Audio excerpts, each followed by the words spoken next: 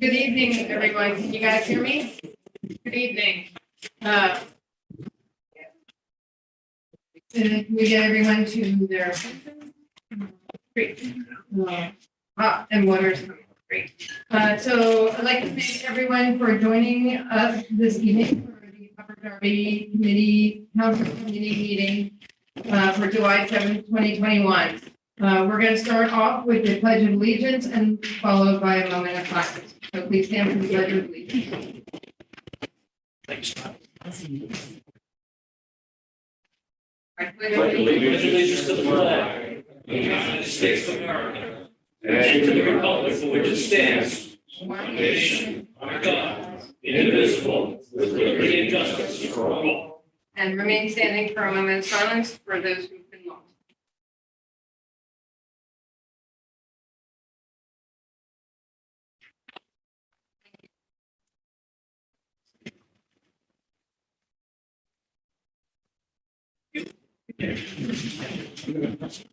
Thank you. So the meeting is officially open.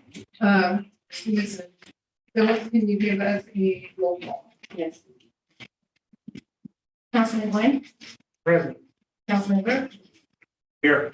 Councilwoman Blackwell, Present. Councilman Sharif, Present. Councilwoman Phillips is here, Councilwoman Ferralia, Here. Councilman Silver, Here. Councilman Barnett, Here. Councilman Wagner, Here. Council President Flint, Here. and Councilwoman Shannon. Here. All present and accounted for. Thank you. Great, thank you. Just a small reminder for council, please use your microphones for recording, for the streaming purposes. We need microphones, okay? Thank you. So next up, we have rules of meeting for the meeting decorum. Upper Darby Township Council and residents will maintain professional respect for each other. Council encourages free speech, however, civility is required, which would prohibit threats, profanity, scandalous, impertinent, and redundant comment, or any comment with discernible purpose of which is to disrupt or prevent the conduct of the business of the meeting. Superintendent Bernhardt, please join us. Superintendent Bernhardt is here to give us some community updates. And I also wanted to acknowledge, I realized I forgot to add to the roll call that Fire Chief Sawyer is here. We have solicitors Richardson and Kilkenny. We have Mayor Keffer, CAO Rangione, and our municipal clerk, Alexis, because I butchered her last name, and she's going to make me learn her last name correctly. I've got Feralia down, but I still have messed up her last name. So I apologize, and I will work on that this week. So Superintendent Bernhardt, please go ahead. Absolutely. So good evening, everyone. Thanks for having me. I want to apologize for the confusion last time where I couldn't connect and we couldn't get on, but we're here. Thankfully, we're all here again. We're in person, so it's a pleasure to see everyone.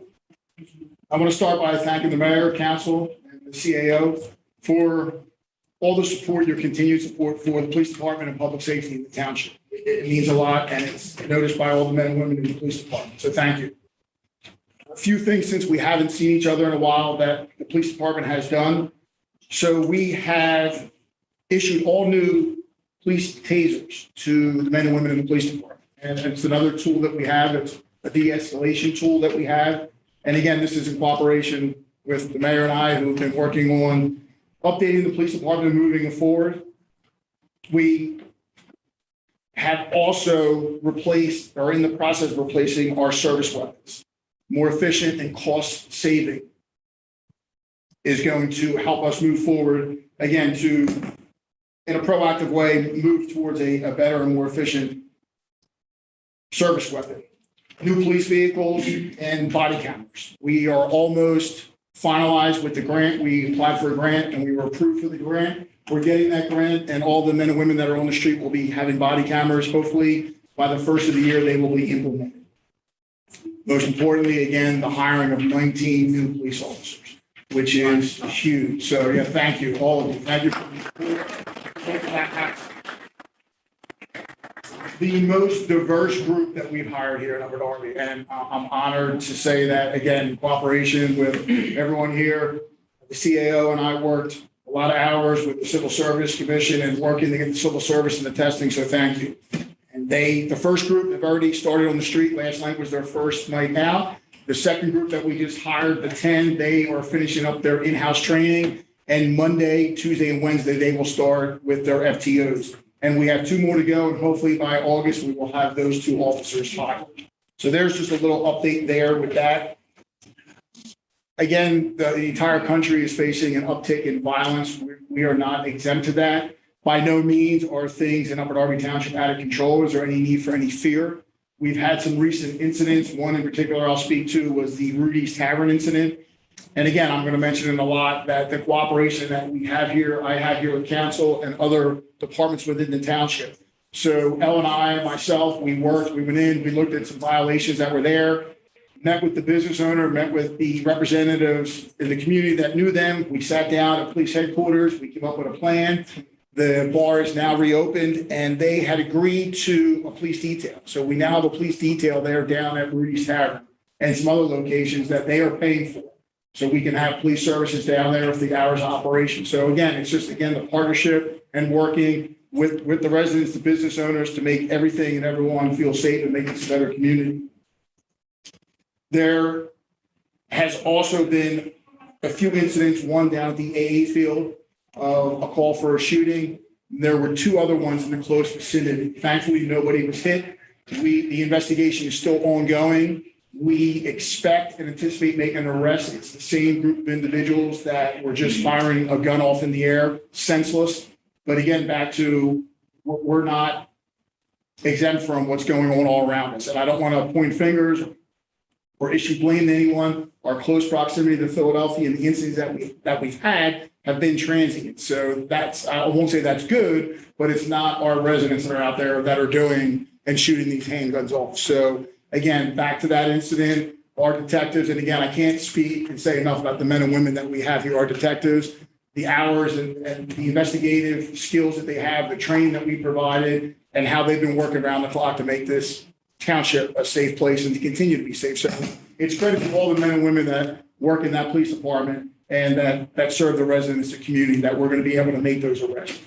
Also, the partnership that we have. One thing that we speak about now is this community outreach and community engagement. We have that in our community, and we're going to continue to work and to grow that. And that's why we're able to solve these crimes, because when these crimes occur, we're out there right away. We all know people. We know the business owners. We know our community leaders, our religious leaders, and we partner with them right away. And we're able to get people in, get people to talk to them, and we're able to solve these crimes. So it's credit to everyone in this town, the residents, the business owners, the leaders, and everyone here at council and the men and women in the police department. So again, just a few things there that we've recently seen, the uptick in some incidents, and we are on them. We expect to make an arrest. The Rudy's, it's still an open investigation. I can't speak or comment a lot about it, but we have already made 3 arrests in that situation down there. We recovered and took 3 handguns off the street because of that, and the investigation is still ongoing, and we anticipate other arrests. So we hopefully have that closed real soon and wrapped up. As a result of those incidents, and the mayor and I have worked together, was one of the things that I wanted to introduce and implement pretty much from the start here was a victim advocacy position.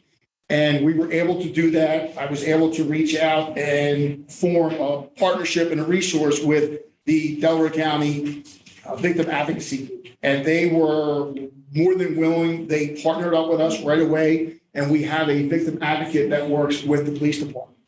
Again, Councilwoman Billups, I want to thank you.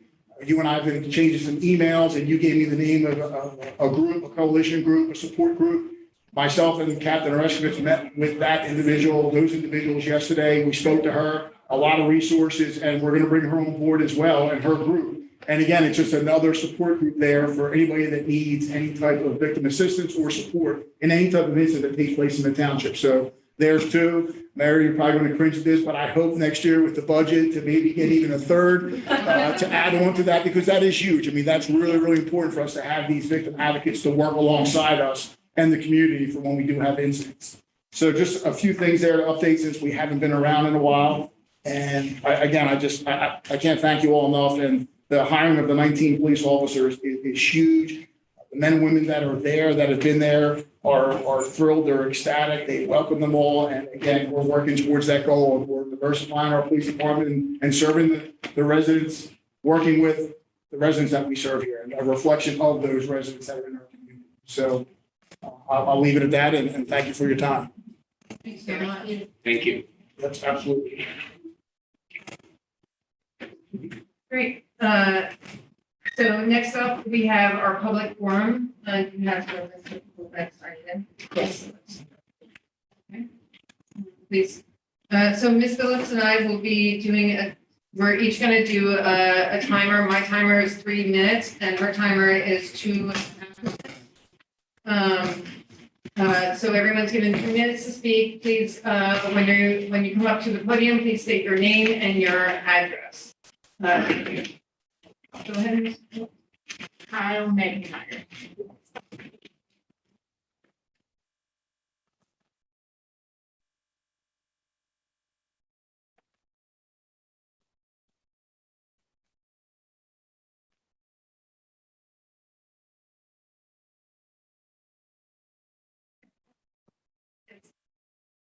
Kyle McIntyre, 1040 Drexel Ave. Go. So tonight, I first wanted to start off by thanking everyone who came out to our festival. It was a big success. It was a great time for, I think, a lot of the LGBTQ people that live in this township, for them to get visibility, as well as I think is a good, successful proof of concept. There will definitely be a festival next year, and we're looking forward to it. We've already started planning, so it's going to be big and great. I also wanted to take some time to talk about conversion therapy. Currently in Pennsylvania, 12 cities, municipalities, and 2 out of the 67 counties in Pennsylvania have banned conversion therapy. I would like Upper Darby to join them. For those that do not know, conversion therapy is any attempt to change a person's sexual orientation, gender identity, or gender expression. This practice is widely discredited by mental health organizations, including the American Psychiatric Association, the American Psychological Association, the American Medical Association, and more. Many of these conversion therapies cause real harm to LGBTQ youth. It can create lasting trauma of people that essentially they don't know. Well, they're told that they don't belong. And to be honest, sexuality is not a choice, and neither is gender identity. And these conversion therapy establishments or any officials or doctors practicing such should be banned from the township. And as I said, there are other municipalities that have already started doing this and counties. So don't worry, you're able to do it. It's in your powers. So obviously we would hope that you do so. To finish up that, there are a couple other things I just wanted to make a comment on. One is the deteriorating condition of sanitation at 69th Street. I know I've spoken on this one before. I know that there have been some initiatives that have started. We really would like to see more discussion and topics and proposals and solutions on council about this. It has gotten really bad, really bad. And I'm just going to be completely point blank and clear on that. The other day, we were literally walking down, actually for one of our marches for LGBTQ rights, and the amount of homeless people that we have on our streets that are sitting out there in 90-degree-plus weather, and we don't know if they're even living or dead. It is terrible. It's terrible conditions for them. These people are homeless and they are living in our township, so they are therefore our residents. So we do need to take care of them, and we need to start thinking about that. And then obviously with the sanitation, we were down there. I literally was down there earlier today, and I saw the same flyers on the ground that were trash from a week ago. I don't know what's going on, so we would like to see obviously improvements on that. So whatever the township and council are doing, we'd like to hear more. Thank you. Thank you. Could you email me the sample ordinance? Yeah, of course. For the conversion therapy, of Yes. course. Yes, I can send that. And anyone else that wants to see a copy of it, of course. That's great. And we'll look into the other issues you mentioned. Thank you. Thank you. Okay, next. Mr. Lois Lombardi.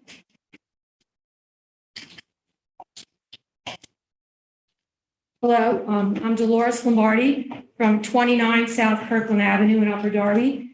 And I came tonight to speak in favor of ordinance 3100 that would regulate fireworks in the township.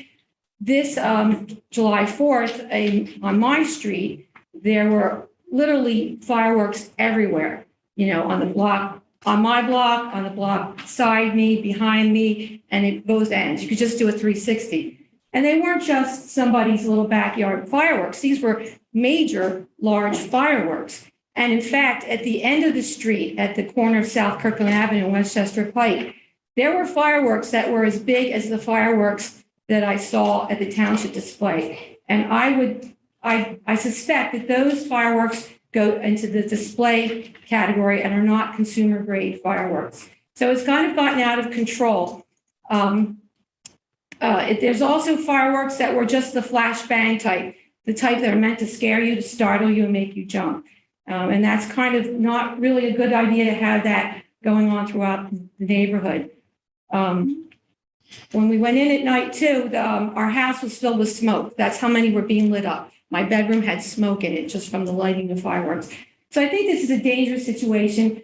And I hope that you can regulate it. I actually love fireworks, and I believe people should go to the township's display to enjoy them, but not be put on those of that size in our neighborhood streets. Thank you. Thank you. Thank you for expressing your concerns.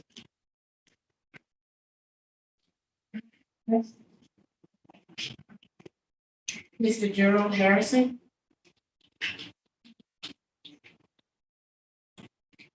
My name is Gerald Harrison. I live at 29 South Kirkland Avenue.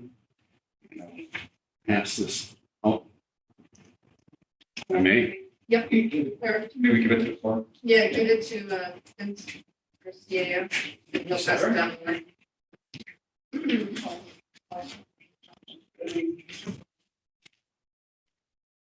I've been a resident of Upper Darby for 18 years. I've been regularly attending these township council meetings for about 5 years, including the several recent Zoom meetings. And, just want to say it's good to be back in this room.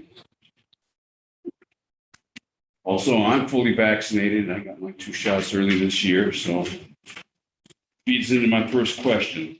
I'm curious now, what is the coronavirus/vaccination status now of residents of Upper Darby? You know, if you've got an approximate percent of how many Upper Darby residents have been vaccinated. Any other information, how many vaccination sites, how many hospitalizations we currently have, the total fatalities. So if someone can give me just some update on how we're doing here. Tremendous pandemic we all faced. I don't know if we, Yeah, so, do you by chance have that information? yeah, so we've requested the information by zip code, and the county has offered to get us that information, but we don't have it yet, and it'll be by zip code, not by municipality. Right now, to the sort of the best of our knowledge, we've got about a 55% rate countywide. Unfortunately, the rate is a little better than that statewide, at about 63%. So for whatever reason, we do need to continue to press our efforts here in Delaware County and in. Okay. Future meetings, I'll probably be here. When you get that information, I'd love to hear it. Thank you very much. It should be pointed out, in my opinion, thank you for that, Vince. It happened, just by coincidence, there was an article in today's newspaper on this very subject. Okay, I didn't see it. Suggesting that the results are all over the map in Delaware County. Some communities being very high in their vaccine experience, and some others being really dangerously low. I didn't see any discussion of Upper Darby in there, but by coincidence, I think it's really good to raise that important point. And it happens that the press seems to be on the same subject right now. Very good. Yeah, it's certainly still a very viable topic. I believe. Absolutely. Well, and statistics being what they are, some people are measuring 18-year-olds and some people are measuring 12-year-olds, right? And 12-year-olds haven't been eligible for the vaccine as long and skew the number because you're adding this whole cadre of new people in who haven't been eligible for the vaccine. So I don't want, the data is not particularly reliable. It's going to have to be very granular. Exactly. To know just which groups, where. So I look forward to more information. Sure. Also, on another topic, I've been interested, as many of you know, about the trash situation here in Upper Darby. I have, as a volunteer, been maintaining 3 trash cans in their immediate areas at locations along Westchester Pike. One's at South Brighton Avenue. For 3 years, I've been maintaining that, and that's the handout everybody's got. It shows, the top image shows the condition it was in and had been in for many, many years. I used to wait at that bus stop, went into my job in the city for years, and it looked like that top picture. Then I retired, and I had some time on my hands and decided, with some help from others, to get that trash can in there and then maintain it. I mow the lawn and I change the bag. Same thing at Brighton. I've been doing, at Kirkland. It's my street and my street. I've been doing that trash can for 10 years. And down at the Exxon station, State Road in Westchester Pike, I've also decided to maintain that for about 3 years. So again, that bottom picture, the top picture is how it was. Bottom picture is how it was on Monday. Okay, and it's been that way for the last 3 years, and is that way as we speak, as I say. As a concerned resident of Upper Darby, I'd like to express my appreciation to Mayor Keffer and others for the substantial and sustained improvement at the trash situation along the critical Market Street corridor between 69th Street and Copley Street. That's a stretch about 300 yards, I would imagine. It has steps all along the north side and rows of businesses on the other side. I'm sorry, the timer went off. Really, Yes, sorry. timing me while other people were speaking. No, we did pause it. We did pause it for when they were speaking, and we may not have paused it long enough, but we did. I I'm got sorry. 30 seconds long. Thanks for cleaning up the place, Mayor Keffer. I noticed it, and it's much better than it used to be. Thank you very much. Thank you. Sorry about that. Yep.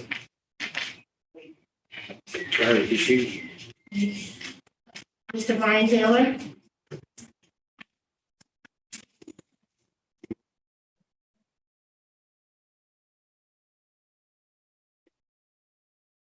Sharif Taylor, 7258 Lamport Road.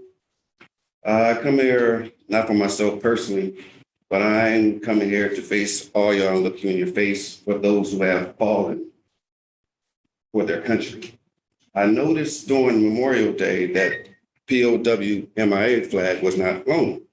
Had a decent conversation on the procedure, on how things were supposed to be done.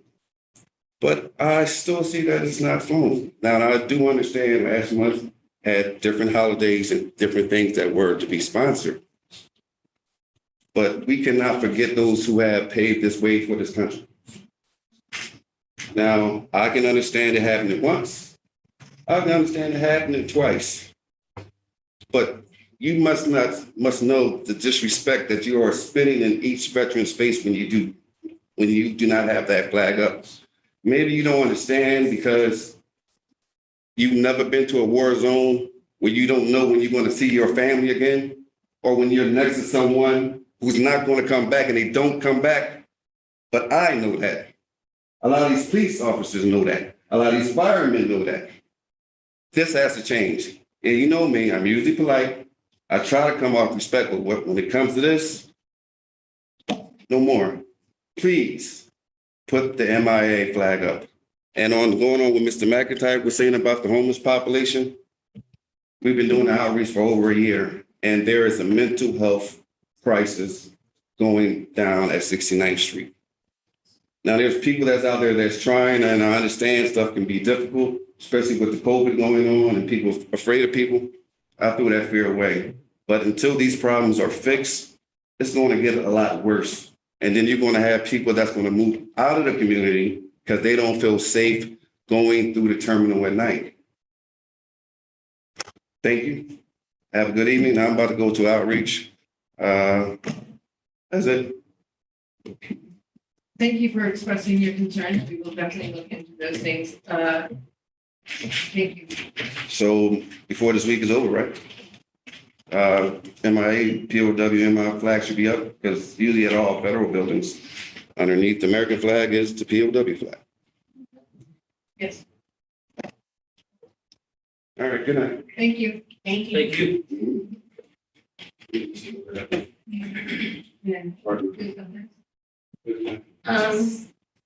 I'm sorry if I don't pronounce your name correct. Gavin? First name? Kennard? Yeah, Kennard. Kennard? Yeah. Oh, that's great. Thank you. Yeah.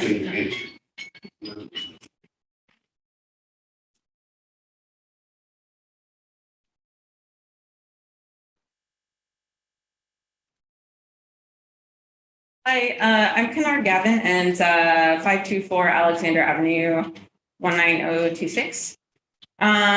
Yeah, so I wanted to speak tonight about a major decision that's facing our county. At present, most of our waste is contracted to be burned in the city of Chester, home to the largest trash incinerator in the country. So that environmentally destructive contract with Covanta is nearly up, but there is a serious risk that it could be renewed this year at really any time. So here are a few reasons why this is a grave concern. The incinerator operates with the fewest pollution controls of any facility of its kind, and it is both a notable public health threat as well as a profound example of environmental racism, and its emissions are associated with elevated rates of cancer, asthma, and other ailments. The incinerator is Chester's #1 air polluter, and it's also a top 3 polluter in the greater Philadelphia area. That includes Upper Darby. So as the Energy Justice Network notes, incineration is the most expensive and polluting way to manage our waste.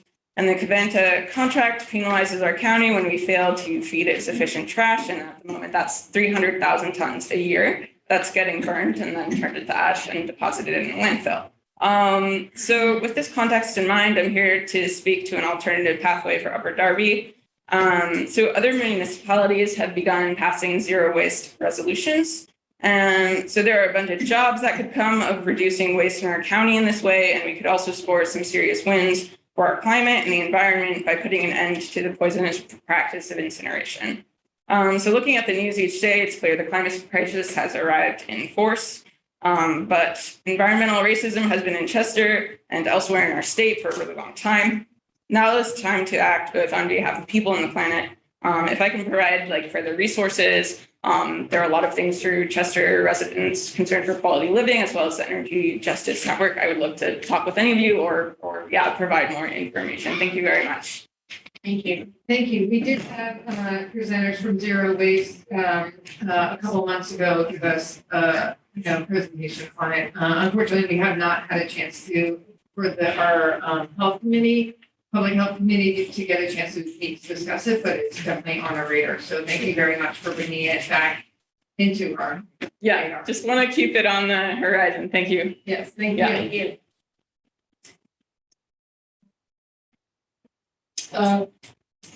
Mr. Elijah Neal?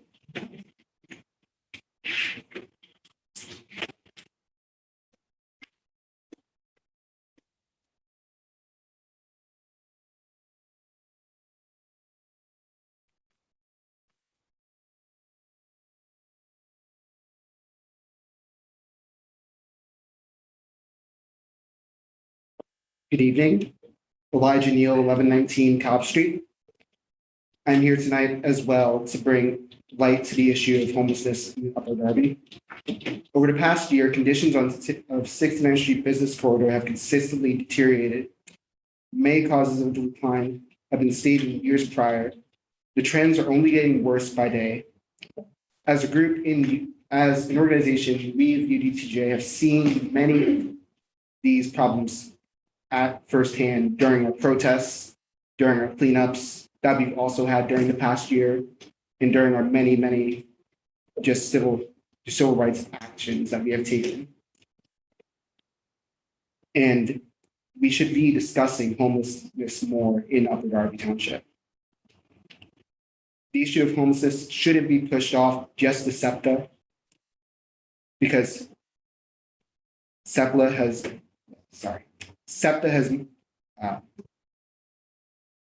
my apologies. SEPTA has implemented many hostile architecture in their stations where they have removed the benches that have been placed there over the past few years and replaced them with leaning benches that only accommodate passengers for a short while of time, while making it more impractical for giving homeless members of the community places to sleep at.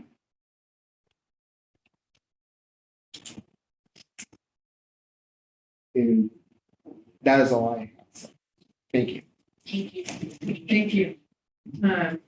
Thank you for touching base on some of the other issues of that, other than what other people have mentioned. It is a great concern of this council and our mayor and administration, and I know that we've been working with the county. I know the public health committee has met to discuss it and ways to help and so forth. And I know there was a RFP going out about creating a cafe for hosts or something in our area, and we're gonna check in to see where they are on that. But there have been, we were working on something and I just don't know where it is at this time, but we will definitely look into it. Okay. Thank you. Thank you, John. Oh, I'm sorry. Yes. Yeah, that, I don't think my mic works. It should, Yeah, it doesn't, but that's okay. So that RFP is for creating, not a cafe for homelessness, but to provide cafe services for homeless people at night. So basically a place where they can get clean or food. But that's what that RFP is out for at the county. We will follow up again, try to find out where they are. Last time I spoke to them, they were not finding any takers for that RFP. So, but that's, thank you for bringing the matter again. thank you for that clarification. Anyone else? That's it. Okay, great. So public forum is now closed. Next up, we have the Honorable Mayor Barray. Hi, good evening, everybody. I hope everyone enjoyed Independence Day holiday weekend, including the fireworks display at Upper Darby High School on Friday night. The display was professionally coordinated, and the two large fireball explosions that appeared at the end of the display were intentionally planned and were set off under strict supervision. Thanks to the team at Celebration Fireworks for doing an excellent job and for ensuring that everything went smoothly and according to plan, and to our guest DJ who did a fantastic job entertaining everyone there. While the overall number of positive COVID-19 cases in our area is continuing to decline, the number of unvaccinated people who have been contracting the Delta variant of the virus is rising across the country. It is in everyone's best interest to get vaccinated against COVID-19 as soon as possible if you have not done so already. To find a vaccination site near you, please call 484-276-2100 or visit www.delcopa.gov/vax. A reminder about weekly yard waste collections in Upper Darby. Yard waste is defined as leaves, garden residues, shrubbery, and tree trimmings and similar material. Please note that grass clippings are not considered yard waste. Thanks for enhancing my message. Please do not use plastic bags to recycle yard waste or single stream recycling. Instead, place your yard waste in biodegradable paper bags, which are available at local hardware stores. Or place the yard waste loosely in trash cans without bags. Yard waste is collected on your regular recycling pickup day, not on trash pickup days. The goats from Amazing Grazing are slated to return to Gillespie Park around Saturday, July 17th, to remove the invasive growth from the park's landscape. clearing Gillespie Park as part of the Darby Creek Trail project and also the street ag restoration project there. Be sure to follow Upper Darby government on social media so you don't miss them. You can find us on Facebook and LinkedIn at Upper Darby and on Instagram and Twitter at Upper Darby PA. Upper Darby Summer Stage began their season today with Wizard of Oz. I am pleased that we are able to offer live and in-person performances this year, and I am grateful to everyone who has worked so hard to make this possible. If you'd like to purchase tickets or see what other productions Summer Stage has coming up, please visit www.udpac.org. Next Friday, July 16th, is Park and Recreation Professionals Day, and today I'm pleased to issue a proclamation in honor of all the professionals, especially in Upper Darby, Delaware County, and Pennsylvania, who help make our parks and recreation activities possible. Whereas parks and recreation professionals promote physical, emotional, and mental health and wellness through both organized and self-directed fitness, play, and activities. And whereas parks and recreation professionals support the economic vitality of communities by providing frontline jobs and promotion of community revitalization. And whereas parks and recreation professionals foster social cohesiveness and community by celebrating diversity, providing spaces to gather together peacefully, modeling compassion, promoting social equity, connecting social networks, and ensuring all people have access to its benefits. And whereas parks and recreation professionals support human development and endless learning opportunities that foster social, intellectual, and emotional growth in people of all ages and abilities. And whereas parks and recreation professionals strengthen community identity by providing facilities and services that reflect and celebrate community character, heritage, culture, history, aesthetics, and landscape. And whereas parks and recreation professionals help sustain and steward our natural resources by protecting habitats and open space, connecting people to nature, and promoting the ecological function of park areas. And whereas Upper Darby supports the skilled work of parks and recreation professionals, especially those who serve in our township and throughout Delaware County and the Commonwealth of Pennsylvania, to strengthen community cohesion and resilience, to connect people with nature and each other, and to provide opportunities for healthful living and environmental sustainability.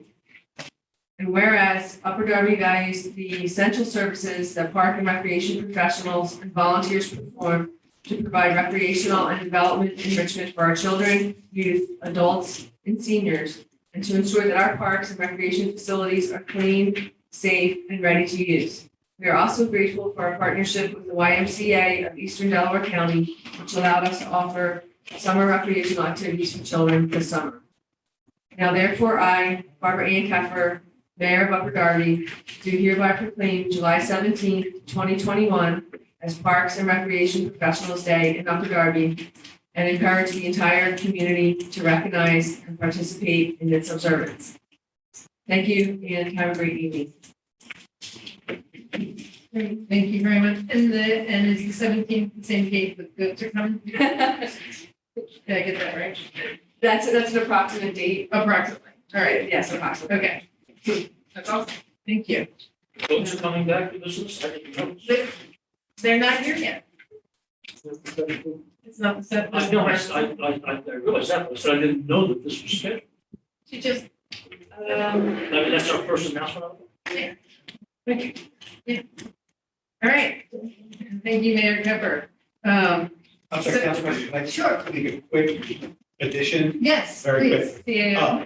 I just want to add an additional special thank you to our Deputy CAO, Allison Dobbins, who did a phenomenal job planning and executing the fireworks demonstration that was a tremendous success and really enjoyed by everyone. Also, special thank you to the Upper Darby School District, who was a phenomenal partner, and everybody from the police department, the fire department, and public works who helped make it a great event and a great success under continuing difficult circumstances. So I just wanted to add that in for the staff. Great. Thank you very much. It was a very successful event. Many of us were there and the community really appreciated it. So thank you. And yes, the fireball did kind of throw us off. a little bit. It was cool though, right? It was really cool, except for it did look like the tree was on fire. But, you know, it was, That's part of the. right, right. Sorry. So, yeah, and so next up is actually myself, just to also thank everyone who came out and attended the first Upper Darby Pride Festival. It was definitely a great success. Township Council did have a table there. We were handing out a lot of different information, and we were partnering with Pride at Work and Labor Union Women. So it was definitely a really successful event. Thank you to everyone who came out. Also wanted to thank the Drexel Park Community Group for their fabulous parade and family celebration at the end of the parade, and for everyone who took part in it. It was great because we had our officers on bicycle there, and so a lot of the kids rode up on their bikes to ride with our officers, and that was really a great experience. And also wanted to thank the Upper Darby Marine Corps League for their for taking part in that parade, as well as they had a ceremony back at their post to honor the fallen Marines who lived in Upper Darby and had fallen in during the Vietnam War. So I just wanted to acknowledge that as well. So I just wanted to thank everyone for taking part in those events, and for everyone that's been helping out in our community on cleanups and so forth. And for all the people who have been hosting cleanups in our community, our fire department has been excellent at coming out along with our police department to help out in those cleanups. So we greatly appreciate you. So thank you. Okay, great. So next up, we have committee reports, Law and Government, Rules and Procedures Committee, co-chairs Phillips and Silva. Members Sadiq and Blackwell. We have resolution 3221. Can we get a brief on this resolution? I Sure. don't know. Yep. It's me. Okay, it's all you. I'm sorry. Yeah, so I will take this and I will take the fireworks and Ms. Richardson will take the fire. Thank you. All right. So if you may remember, we dealt with this a couple months back. The state Commonwealth has set law as far as how a municipality or any kind of government disposes of records. The reason being is after that period of time, the municipality, such as Upper Darby, deals with a lot of volume of records and over 100 years, needs to dispose of things from time to time, as well as every municipality in the Commonwealth. Many of my other municipalities, this, something like this goes on, resolutions every couple months, just as staff is going through various records and doing it. So, whereas the recognition of the need for workable local records management program in Commonwealth led to the passage of the Municipal Records Act of 1968 and the creation of the Commonwealth's Local Governments Record Committee, whereas the committee's responsibility is to develop records retention and disposition schedules for each municipal office, whereas municipal officers are authorized by Municipal Records Act to dispose of records in accordance with the schedules and guidelines that have been approved by the committee. The committee established a retention disposition schedule for records of the Pennsylvania municipal government and a municipal records manual created on December 16, 2008.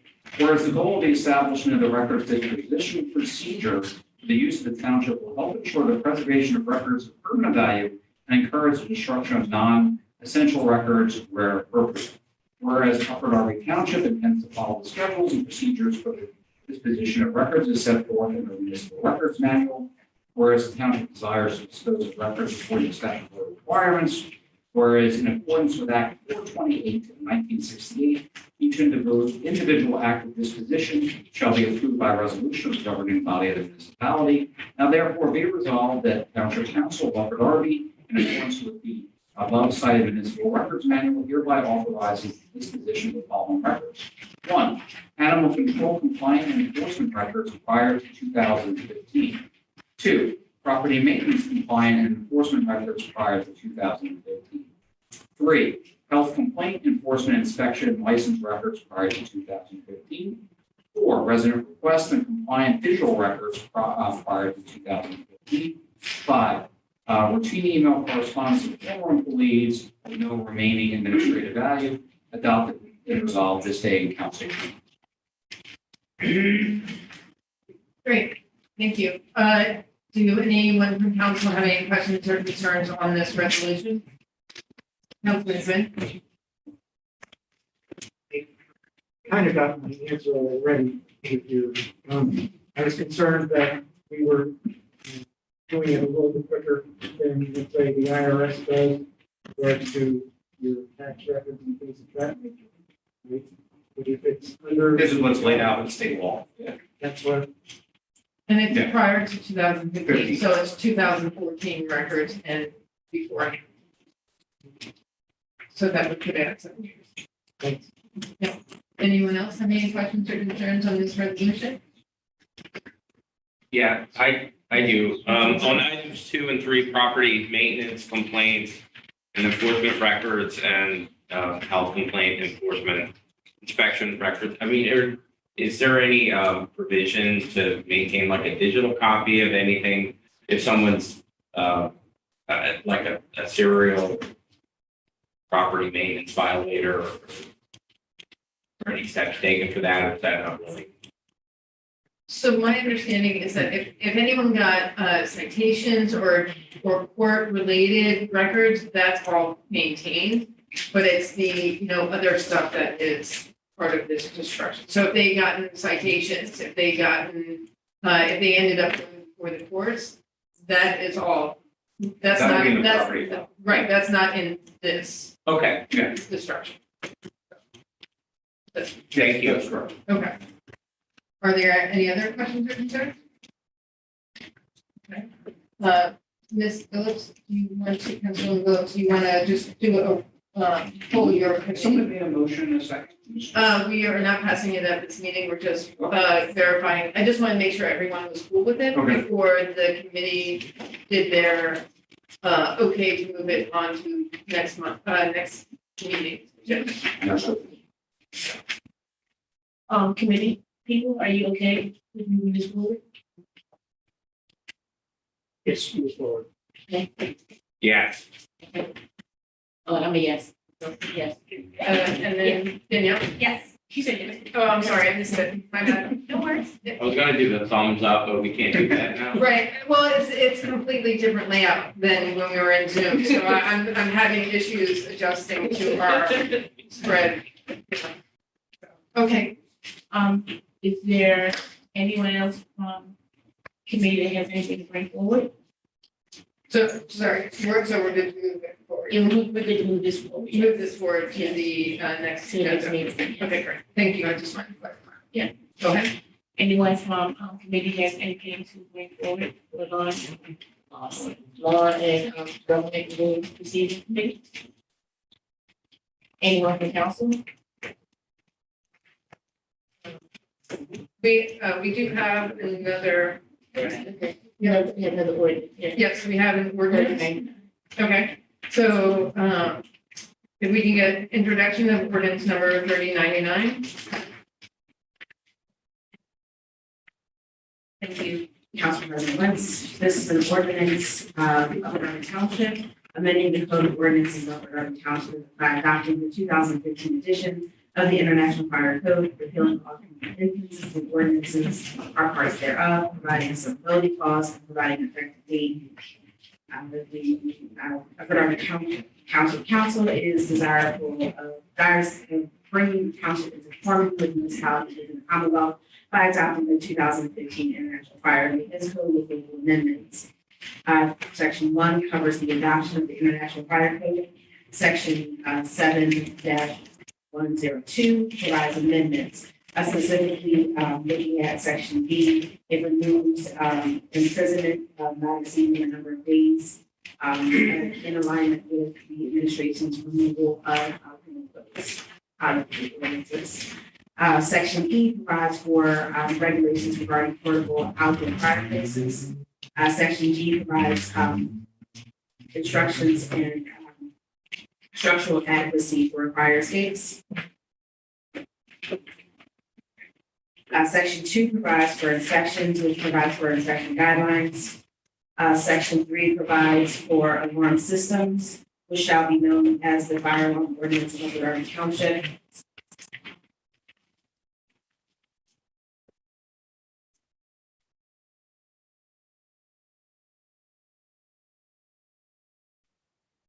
That specific definition provided under section 8. We have new and existing guidelines for new and existing systems, repairs and maintenance of fire alarm ordinances, the duties and the powers of the fire department in L9, permit requirements and license requirements regarding alarms. And then we have a section for what's called not box ordinances, not box requirements for any building with a fire alarm system, and the fire chief is here to explain what that exactly is. There's fire alarm activation, also penalty violations and unpaid fees and charges. Section 4 provides for severability clause, section 5 is repealer, and section 6 provides the effective date. So it is the summary of the ordinance. Thank you. Chief Sawyer, could you come up and give us some more information about this ordinance, why it's so important for your department and how it's going to help us in our community? Good afternoon, Derek Sawyer, Fire Chief of Darby Township Fire Department. So the adoption of the 2015 Fire Code allows us to enforce the fire code, especially with the advent of our fire inspections moving forward. We have a couple of other ordinances that we plan to present. For example, fire alarm nuisance ordinance to reduce the number of nuisance alarms throughout the township. So this adoption of the code allows us to make sure that we have the ability as the authority having jurisdiction to enforce the rules and regulations of the national park. Great, thank you. Does anyone from council have any questions for Chief Sawyer about this ordinance? Councilman Bonnet, and then I see Wagner. Go ahead, Councilman Bonnet. Thank you. Not so much questions, and I'm certainly not opposed to this, but I had a conversation today with Madam Solicitor, and the International Fire Code is part, or I should say, sections of it were adopted by the state legislature as part of the UCC, or the State Uniform Construction Code. And my only concern here is that we coordinate that with the state to make sure that we're not usurping any of those provisions. And as I mentioned to Madam Solicitor earlier, I haven't looked at the statute in many years. And in my profession, we certainly interpret the various components of the UCC. And I seem to remember that there was a requirement at one point in time that if we were to adopt provisions that are also addressed by portions of the UCC, Uniform Construction Code, we may even have to have a review by the state. I just ask that we cover that base, make sure that we're on solid ground in regard to making sure that we don't usurp any of the identified provisions. It's referred to in Chapter 35 of the IBC, International Building Code. And again, these are all legislated at the state level. So I just ask that we take the precautions necessary to make sure that we're in compliance. Absolutely. And Councilor Bonnet, myself and Ms. Richardson spoke about this before the meeting, and thank you for speaking for today. And yes, the UCC codes, other than the property maintenance code, have to be basically in conformance with the state standards that are laid out. Unless if they differ, you have to go through a variance process at the state. So we will ensure that that there are no issues with that before council will take a final vote on this. Absolutely. Thank you. Great, thank you. Councilman Wagner. Thank you. Chief, thanks for your comments. I have just one specific question, and it's on page 2 of the code that we've got in our packets tonight. Basically, it refers to the subject of portable outdoor fireplaces. And I was going to ask you to comment on that. It makes the distinction between outdoor fireplaces that burn combustible materials and outdoor fireplaces that are much more common today than they were 20 years ago, which basically burn off of propane. And I think most of us realize that the propane ones burn much cleaner and in particular don't create smoke. And in an area like Upper Darby, where all the homes are so close together, I can tell you that I personally have received serious complaints from residents about the fact that somebody's got a fire burning in their backyard, or maybe even in their front yard, next door, and the smoke's pouring in my windows, and what do? And as I read this code, it still permits that, and tries to regulate it, but I think you'd agree with me, that's pretty difficult to regulate the billowing smoke that comes out of this. But would you mind just commenting on that? Absolutely. So thanks for your question. So open burning is not permitted. Fire pits are permitted. Difference is they should be using wood versus trash, leaves, or other combustibles. And that's where the challenge comes in. So if they're using the proper combustibles, there are no issues. You have less smoke conditions.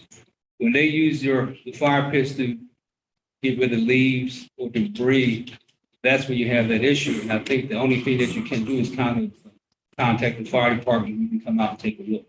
And if it's done illegally, we can actually extinguish the open burning. Would you be in support of actually prohibiting open burning completely in the township, or do you think that's not established?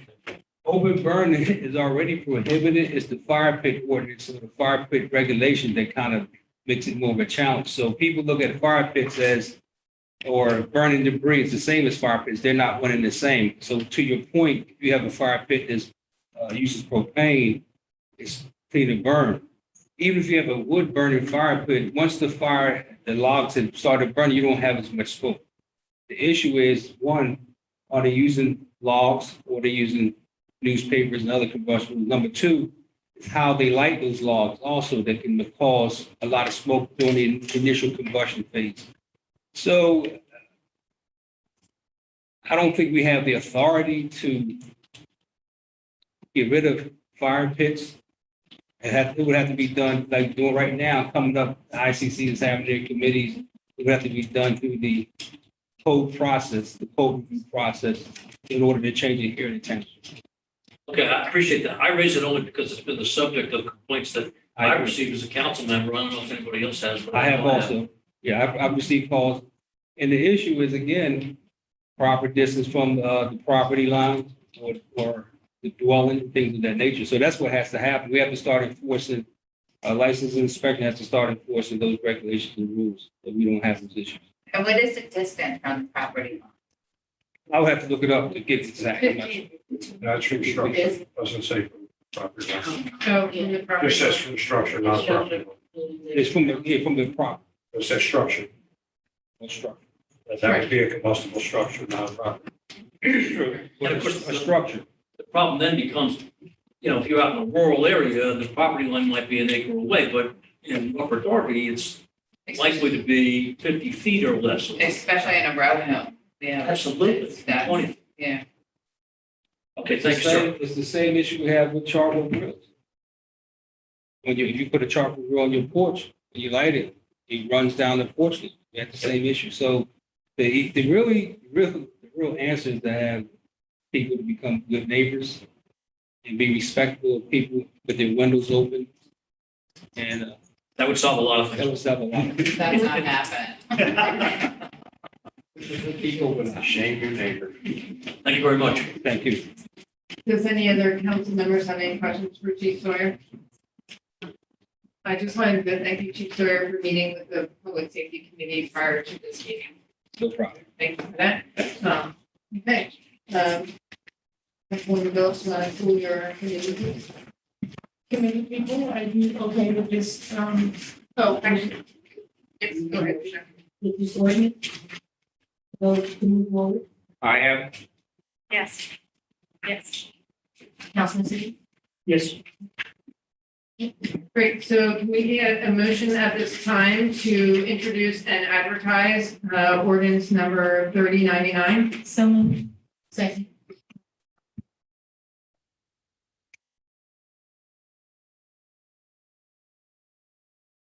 Great. Are there any other questions or concerns on advertising and introducing this ordinance?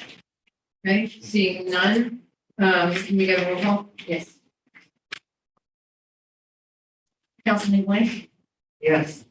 Councilman Burke, Yes. Councilwoman Bagwell, Yes. Councilwoman Littleton, yes. Councilman Siddiq, Yes. Councilwoman Corralier, Yes. Councilman Silver, Yes. Councilman Barnett, Yes. Councilman Wagner, Yes. Councilman Tunis, Yes. and Council President Lang. Yes.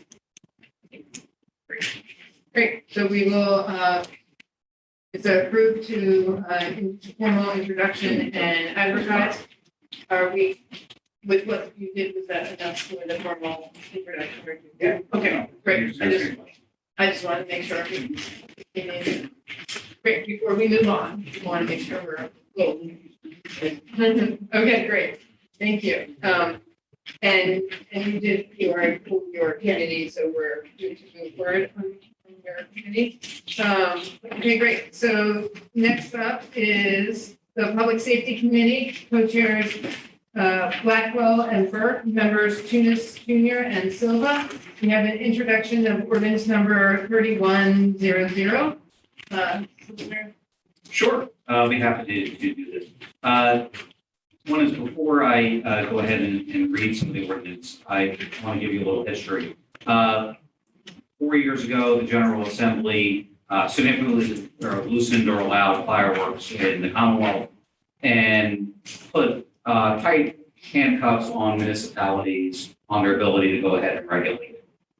In a reaction to that, Upper Darby is not a member of PSAT, so the Boroughs Association, I believe, but the Boroughs Association and PSAT developed model ordinances for municipalities to look at to, one, codify the state law, giving local municipalities the ability for enforcement, and two, looking at the law and doing this, being as restrictive as possible on fireworks without violating the law.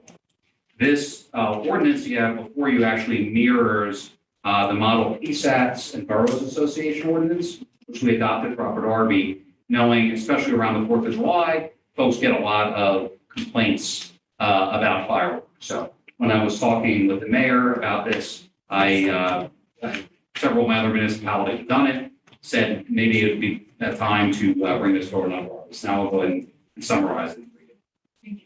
Okay.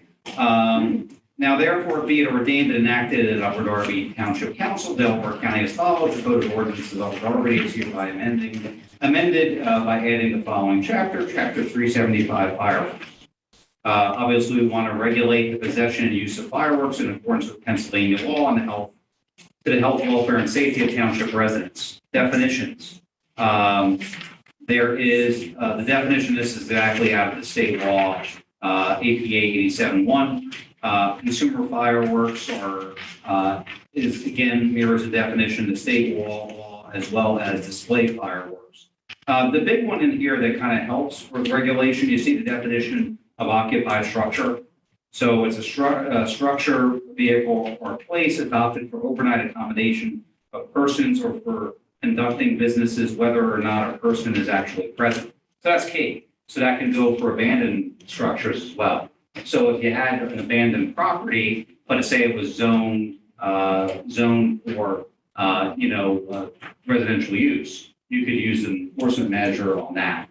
And that's what a lot of other townships I've seen do it. I know Norristown Code, where I'm also a solicitor, uses that provision quite a bit in relation to the enforcement of fireworks.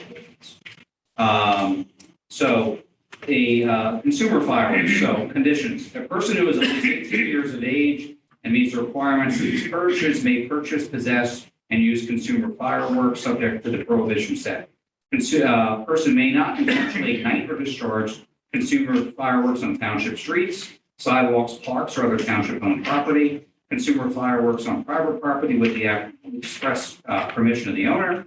Consumer fireworks or sparkling devices within or throw consumer fireworks or sparkling devices from a motor vehicle or building, or consumer fireworks or sparkling devices into or at a motor vehicle or building or at another person. 5, consumer fireworks or sparkling devices while someone is under the influence of alcohol, drugs, or controlled substance. And 6, consumer fireworks within 150 feet of an occupied structure. No time restriction. No consumer fireworks shall be ignited or discharged 2 hours or later after sunset, as determined by the National Weather Service. So there, it's not going late at night, so it kind of sets that. And then there is the display fireworks. So display fireworks shall be ignited within 300 feet of the facility licensed by the Department of Agriculture to sell consumer fireworks pursuant to the fireworks law. The permits the township council or its designee shall issue a permit to a person 21 years of age or over in possession of display fireworks, subject to these varying requirements. It talks about the permit applications. It talks about a bond for commercial fireworks, and then there are penalty provisions. Any person using consumer fireworks in a violation of provision of this chapter, it's a summary offense. Upon conviction, shall be a fine of not more than $100. It's not here to be that punitive, at least at the initial stages. Then it talks about who can enforce this. And then there is a repeal or a severability clause and an effective date. Great, thank you very much. Does anyone from council have any questions or concerns on ordinance 3100? Councilman Quinn? I'd like the opinion of the solicitor relative to the bond issue. Specifically, whether we should require them to name us as an additional insurer.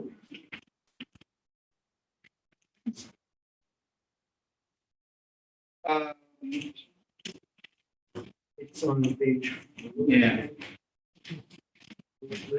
Townships shall require a bond inadequate by if an infirmity and a sum not less than $50,000 conditioned to the payment of all damages, which may be caused to a person or property by reason, sorry, I never got this question, by reason of the display arising from an act of the permittee or an agent, employee, or subcontractor of the permittee. Yeah, I think that bond should indemnify the township and make sure it protects the township. I'll move to work with the administration to make sure that happens. Thank you.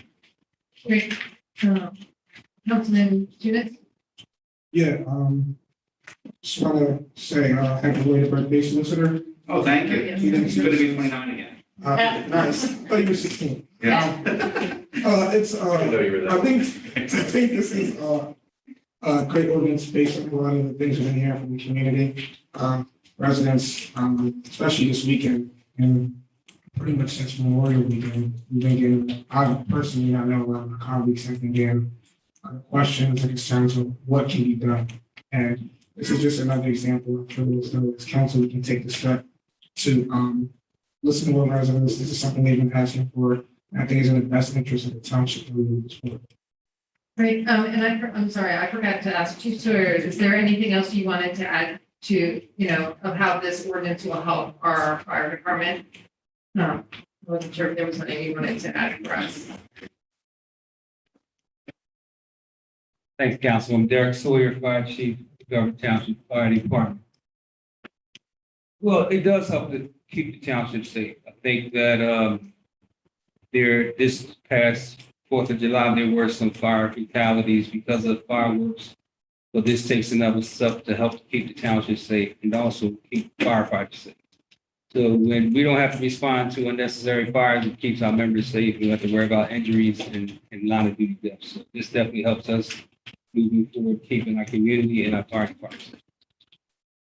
Great, thank you very much. Thank you.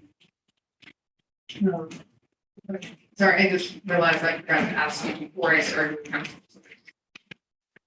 Sorry. Anyone else from council have any questions or concerns?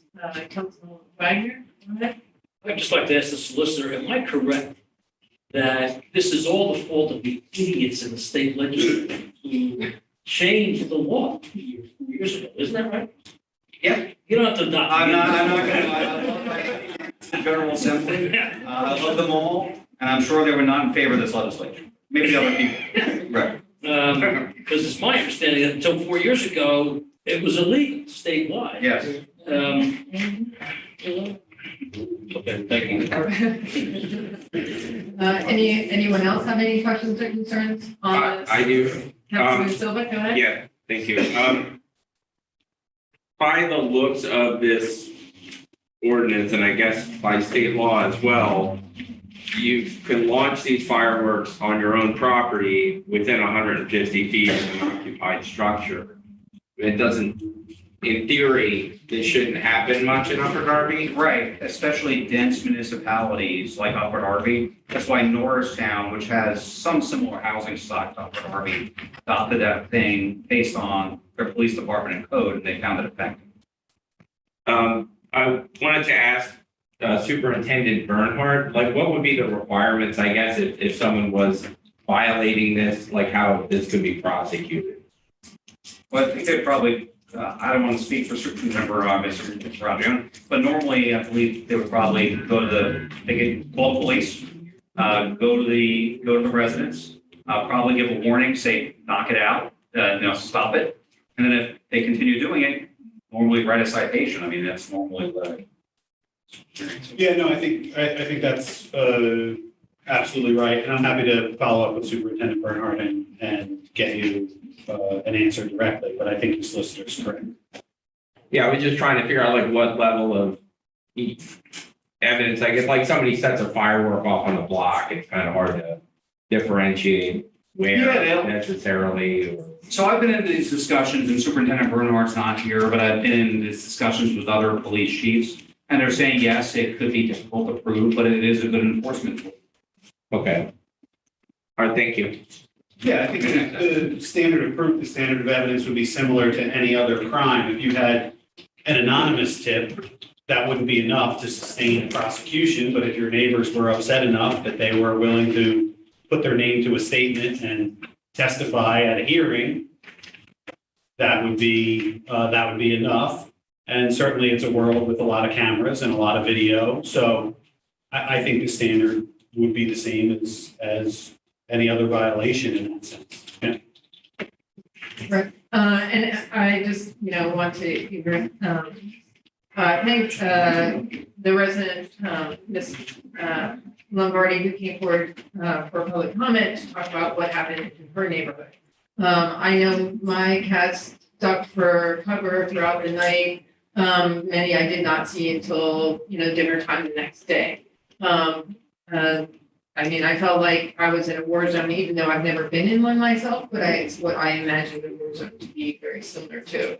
And I think it really affects our residents who are dealing with PTSD, as well as, other issues, and so forth. So I think moving this forward will be beneficial for our entire community, and help us to enforce as much as we can. So I just wanted to include that. Great. So Councilman Burke or Blackwell, would you like to pool your committee, make sure you guys are comfortable with moving it forward? Does any members of the committee have any questions or comments? No, we already did that. All right, I just want to make sure. Okay, sorry. So, I'm gonna move this forward. No, you want to ask them if they're comfortable with it moving forward. Is anyone comfortable with moving this forward or not? Within the committee. Yes, you are. Yeah, I am as well. Thank you. Councilman June? I said yes. Okay, great. So at this point in time, can we get a motion to introduce and advertise ordinance number 3100? So moved. So Blackwell and,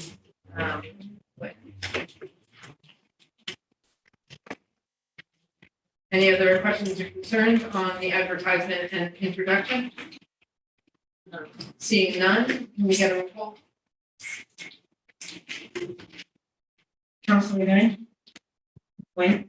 Yes. Councilman Burke? Yes. Councilwoman Blackwell? Yes. Councilwoman Phillips, yes. Councilman Siddiq? Yes. Councilwoman Corralia? Yes. Councilman Silver? Yes. Councilman Barnett? Yes. Councilman Wagner? Yes. Councilman Tunis? Yes. And Council President Wynn? Yes. Great, so we're good to move this forward and advertise.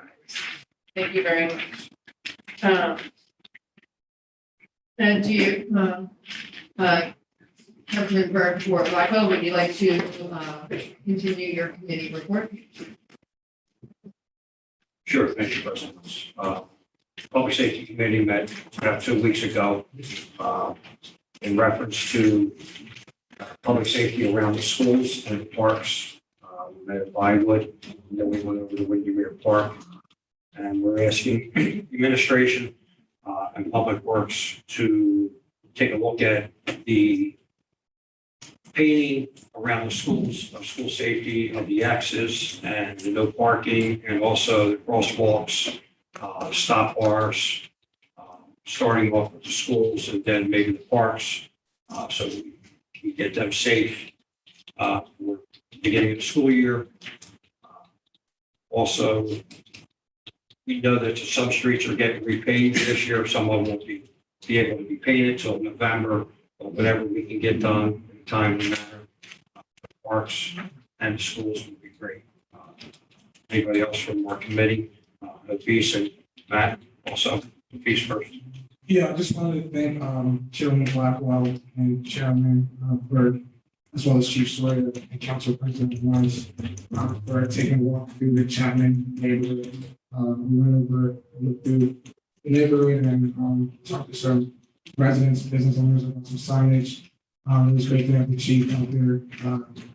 A couple of residents we worked with, I would say, so let's get some questions answered when we came. He generated some ideas. I thought it was really helpful. So I just wanted to make the public aware of that. Hopefully we do that in the future in other districts. Thanks, Hafiz. Go ahead, Matt. Yeah, again, piggybacking on what you said about visiting the parks, it would be, Upper Darby has about 30 parks. It would be nice to have a crosswalk at each park for children that go to those parks and hopefully to give motorists some sense that they should slow down when driving near a park. So I would like, if we could move forward with that or like come up with some kind of schedule for doing that, that would be great. So thank you for that meeting as well. And Matt, at least we can make another meeting next week to visit another school or see what happens. Maybe give a list to Mayor Vince and Joe Mark. See where we can get to over the next couple of weeks. That's okay. Yeah, sure. I mean, we'd be happy to receive the list. I think it's a good time to note the mayor has started what we call a focus zone program in Public Works, where our Public Works supervisor and select foreman go through an individual neighborhood and assess the current state of the street striping, the curb painting, the signage. The idea being that over the course of about 15 months, each area of the neighborhood, each area of the township would have eyes laid on it. And so there wouldn't be a bleached out stop sign or a faded crosswalk.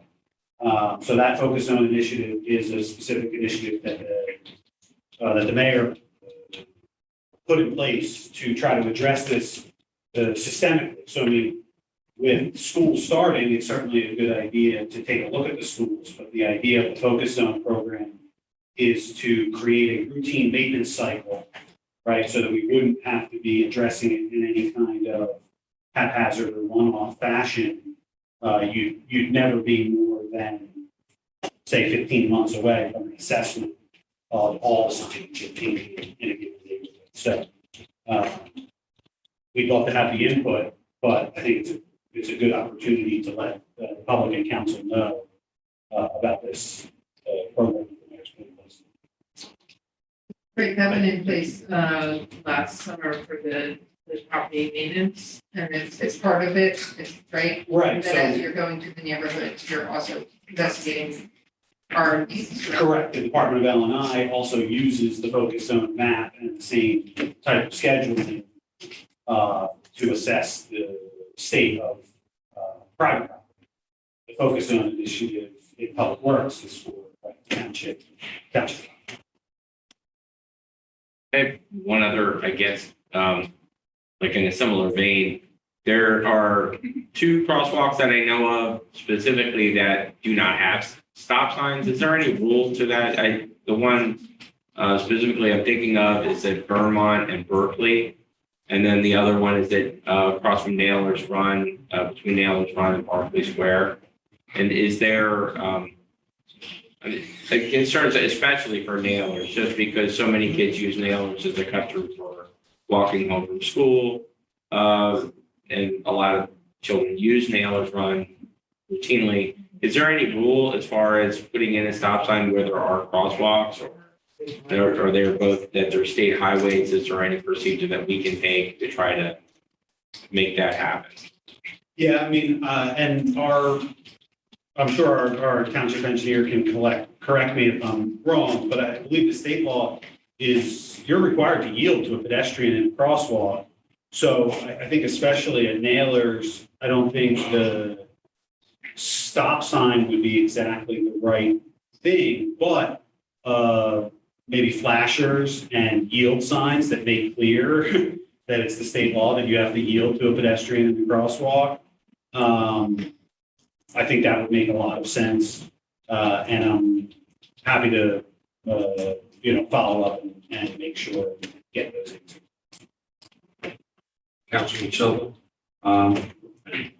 Chair Raju, I believe Vermont Road is not our road, it's a state road.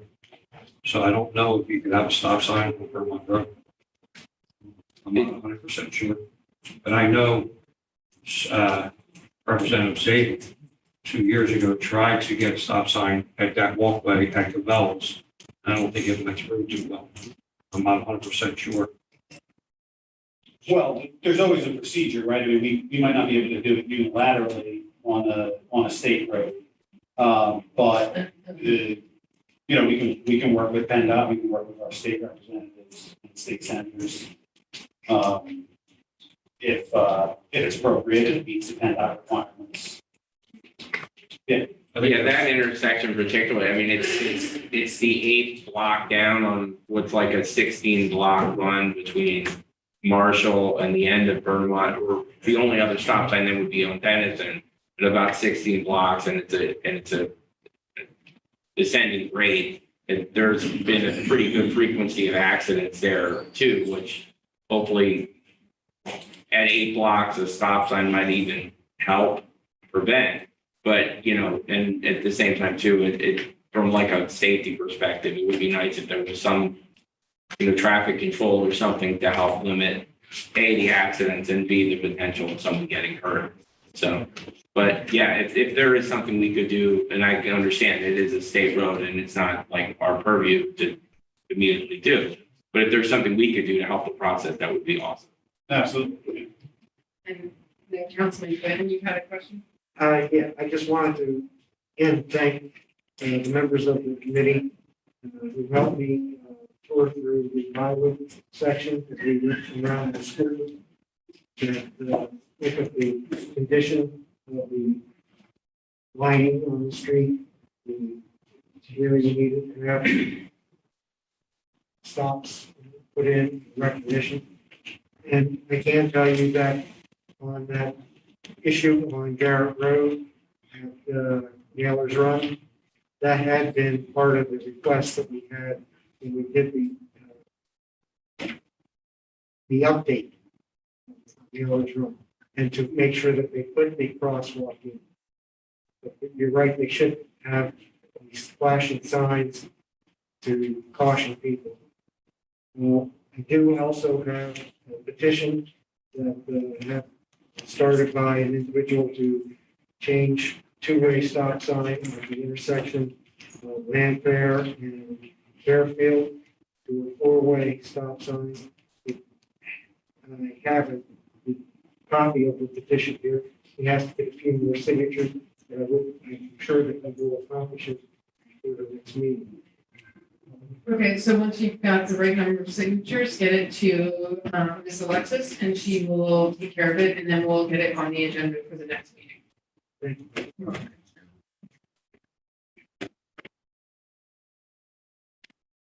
Do you want to, we'll see if anyone else has anything to add to your? Anybody else from council have anything for public safety? think I'm gonna add something.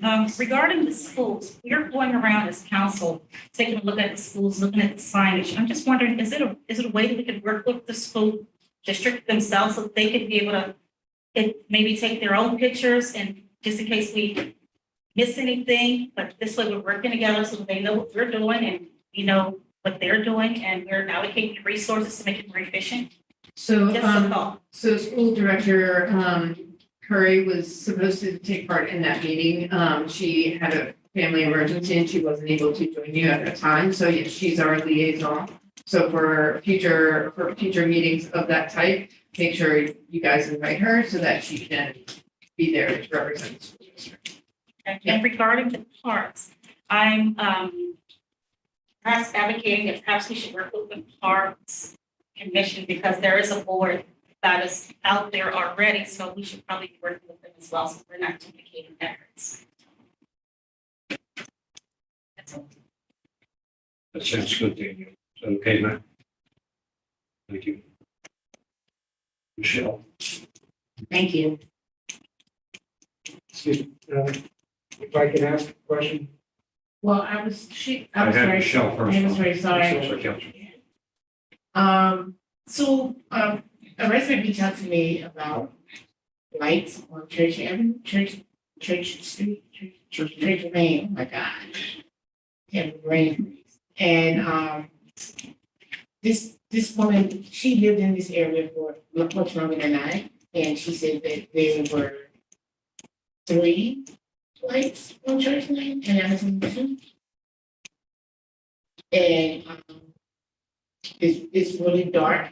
And she's actually correct. Sometimes when I go home, and I'm down Church Lane, I'm like, why is it so dark?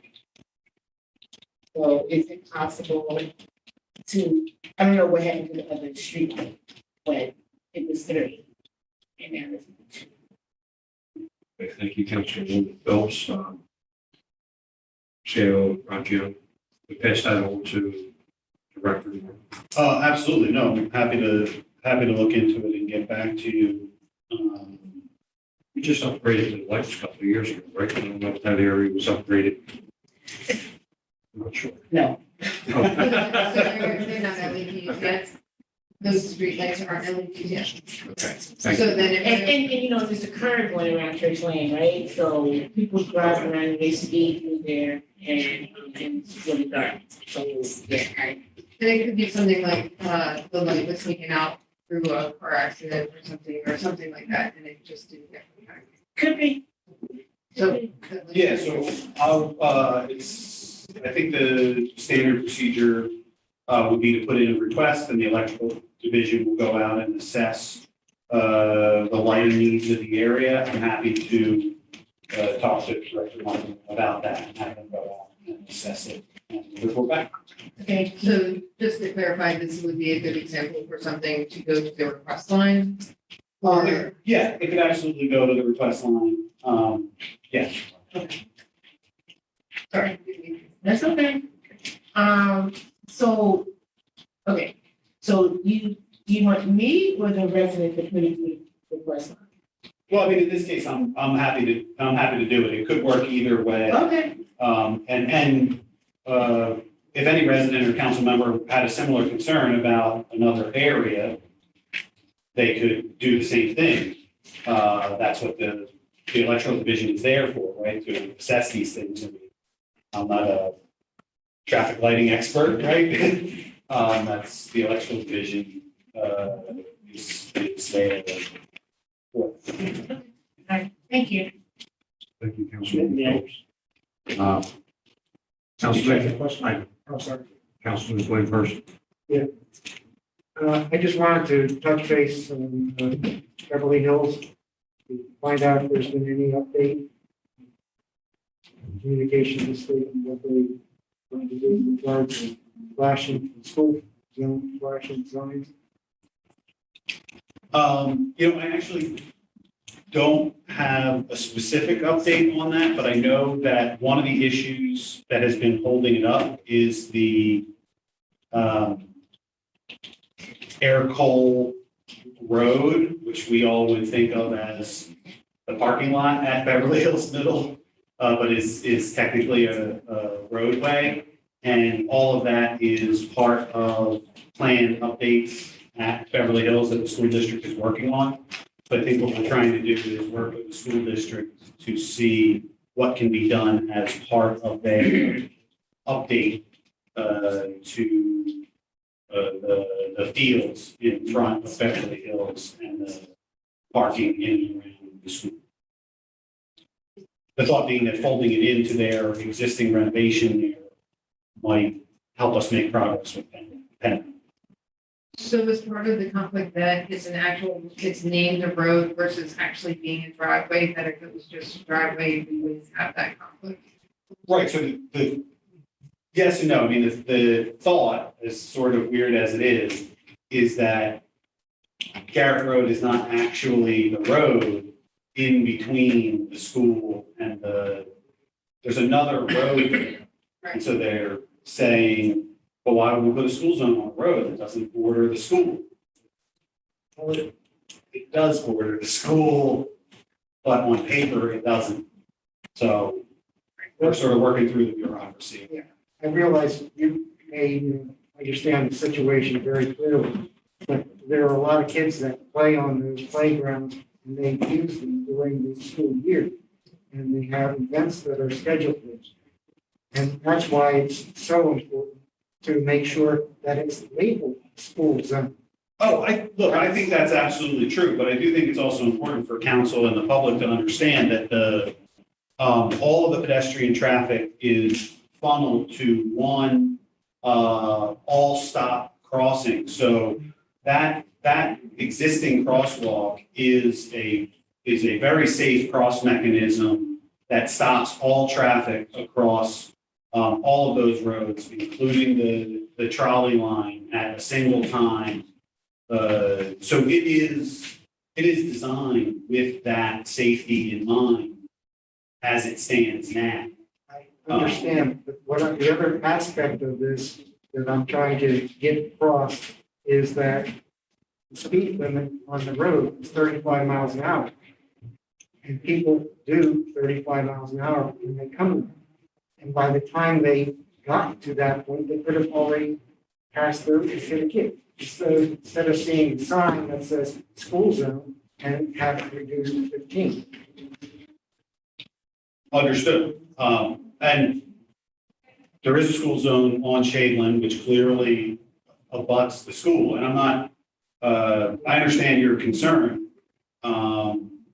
That all stop crossing, I mean, the speed limit not to be, you're supposed to come to a complete stop, right? It stops all traffic. So there is responsibility on both sides. The traffic needs to stop. People need to not be in the road when the signal is green. It is a dangerous area. I just want people to know that it is currently designed with that in mind. It's not as if they haven't thought it through and done what they're able to do currently to mitigate it. If we can figure out a way to put a school zone in there, maybe that happens, maybe that helps, but it's the current design is with that concern in mind. That's all I want to make sure people know.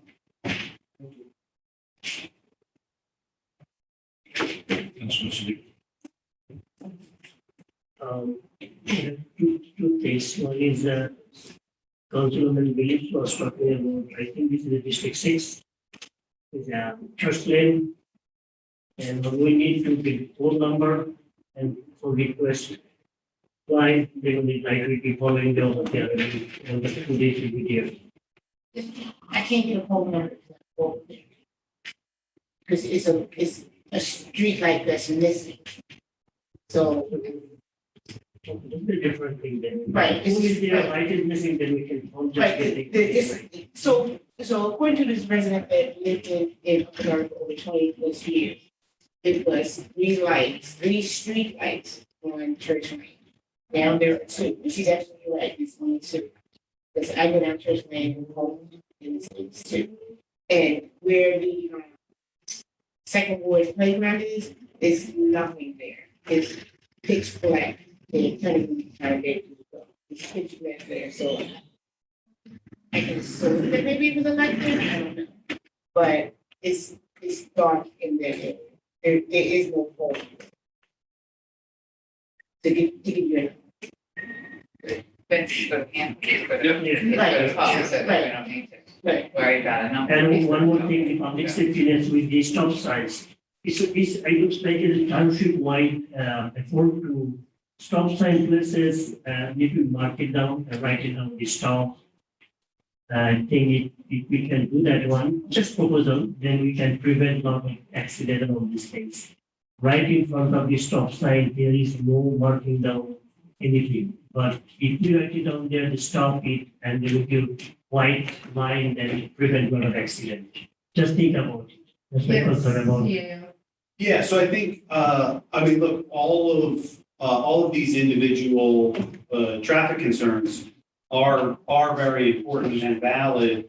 I think one of the things that the mayor has asked us to work on and work towards is creating both a complete streets program and a Vision Zero plan for Upper Darby. So what Vision Zero is about is creating an environment where there are zero traffic accidents and zero traffic fatalities. And one of the ways that you get there is by putting in place a complete streets policy and a complete streets plan.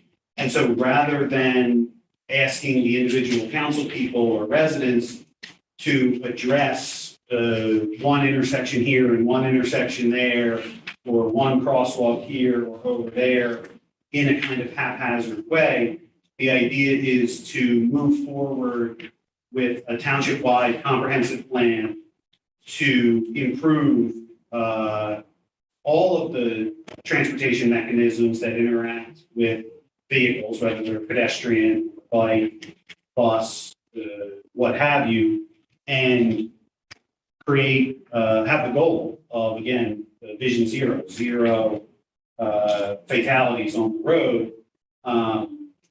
So we are moving forward with a comprehensive plan that will assess all of these things and create a program. And I just think that's it's a better approach than trying to do it one sort of stop sign at a time based on what the, 12 or 15 of us happen to drive by on the way home from work. So the answer to the question, Councilman's question is zone by zone, street by street, stop sign by stop sign, stop line by stop line. Yes, and don't get me wrong, that's not to say don't bring forward the individual concerns of your constituents at a particular intersection. It's just to say that the mayor's goal is to address the problem systemically and upgrade and update the infrastructure throughout Upper Darby so that we don't have to do it this way. Yeah. We're not moving from one end of the township to the other to waste time. Exactly. So we have a plan for everybody, everywhere, with the goal of mitigating traffic. Yeah. Thank you for that. Sure. Yeah, I was just using those two as examples, but no, I appreciate what you're trying to say. I don't know if there's anything that we could do to help with that process. Oh, I'm sure. Public safety. I'm sure there is. I'm sure there is. And as the complete streets policy would, come before council. We had applied for a grant last year that we didn't end up getting, which is the only reason that it didn't come before council sooner. So I'm sure there will be opportunity for council and public input. And again, that's not to say don't bring us the specific concerns. The specific concerns are going to inform the policy. I just wanted people to know that there's a comprehensive plan coming. Yeah.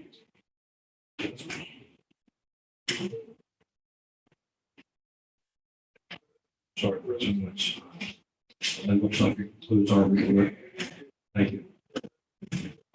Great, thank you. So next up, we have the Finance and Appropriations Committee, co-chairs Nguyen and Silva, members Blackwell and Burke. Do you have any? I do not have anything. Does anybody else on the committee have anything they wish to bring forward? No. No. No. Anybody on council? Anybody on the administration? Seeing none, hearing none, moving on. Great, thank you. Next up, Public Health and Environmental Affairs Committee, co-chairs Tunis Jr. and Silva, members Phillips and Siddiq. Yeah, just before we go on committee members, I just want to make my colleague aware of some of the public comment we had about the next meeting. The next time we meet, we should have zero waste management and the homeless population at South and 69th Street on our agenda for our next committee meeting. Yes, I agree. I sent the email to Dr. Taylor asking her about an update for the RFP and for the homeless campaign and any other thing that she can provide. So I sent her an email. So hopefully, when we set our meeting up, we will have a response from her and we can. All right, so does anyone from the Public Health and Environmental Affairs Committee, meeting the board, or any members of council? Thank you, Council President. Great, thank you very much. So next up, we have Planning, Zoning, and Building Code Committee, co-chairs Nguyen and Jr. and Phillips, with members Barnett and Tunis Jr. Does anybody in the committee have anything to bring forward? I'm just gonna ask the chairwoman and chairman if we could have a meeting, whenever, the availability works sometime this month. To discuss what? Of various zoning issues, but, there's a, proposed ordinance that, I think our committee can take a look at. And there's other zoning issues that I think is more appropriate for committee zoning. And, yeah, so if you could schedule a meeting with, Councilman Barnett, so Councilman Phillips can take you, and or the solicitors can attend. Discuss it. Anybody for? Yeah, I'm sorry. I will send out some dates for you to the committee and you can let me know what's good.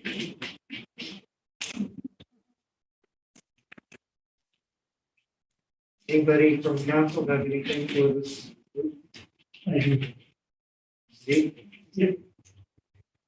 I would request the committee that before zoning and planning and building code system in our township, to revisit on this law and process how we can make more easy to the public to come to our township and open the business, not to restricted by the zoning code.